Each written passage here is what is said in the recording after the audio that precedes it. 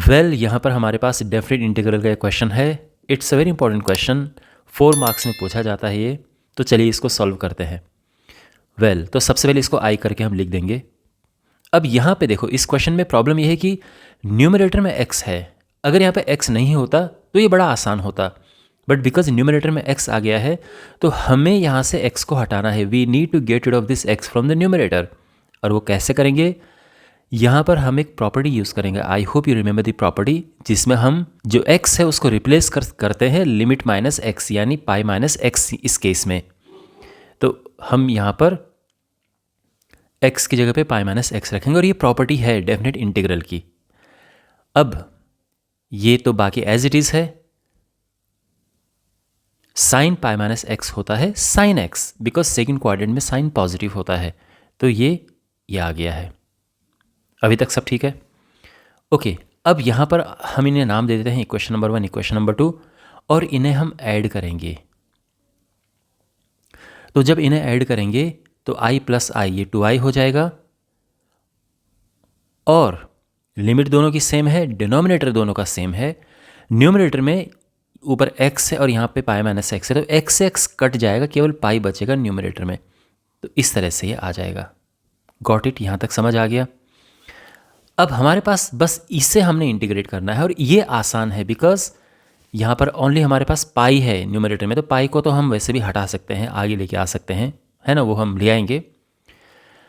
But अब हमारे पास है 1 प्लस साइन एक्स डिनोमिनेटर में। कैसे करें? तो देखो क्या तरीका है कि डिनोमिनेटर में जो ये साइन है ये हट जाए यहाँ से। तो तरीका ये है कि 1 माइनस साइन एक्स से ऊपर नीचे मल्टीप्लाई करो। तो यहाँ पे 1 माइनस साइन एक्स से ऊपर नीचे मल्टीप्लाई करेंगे तो फिर डिनोमिनेटर क्या हो जाएगा? 1 plus sine x into 1 minus sine x, 1 minus sine square x, है ना, ए स्क्वायर माइनस बी स्क्वायर का फॉर्मूला जो होता है वो लगा दिया हमने। And 1 minus sine square x क्या होता है? Cos square x. तो यहाँ पे ये कॉस स्क्वायर एक्स आ जाएगा। पाई हमने बाहर ले लिया है। अभी तक सब ठीक है?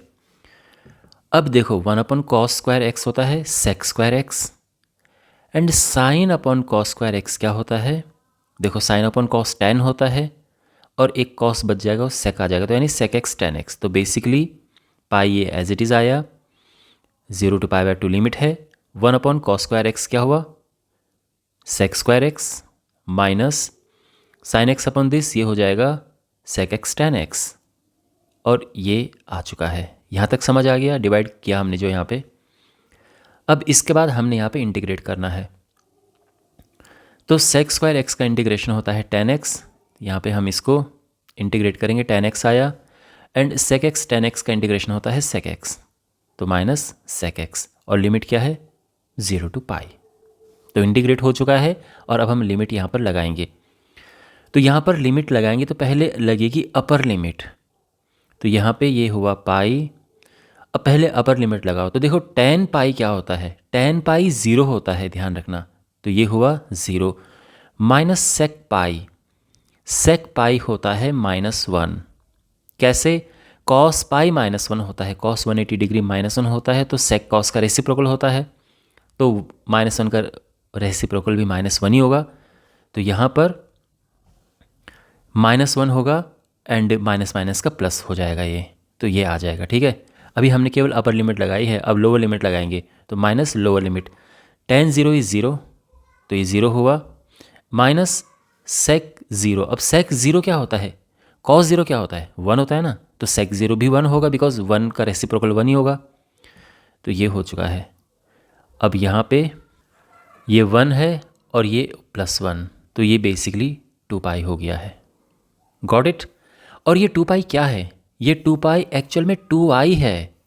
तो देयरफॉर जो i है यानी जो इंटीग्रल है वो क्या होगा? तो 2 पाई को 2 से डिवाइड करेंगे, पाई आ जाएगा, and this is our answer. I hope आपको ये सोल्यूशन समझ आया होगा।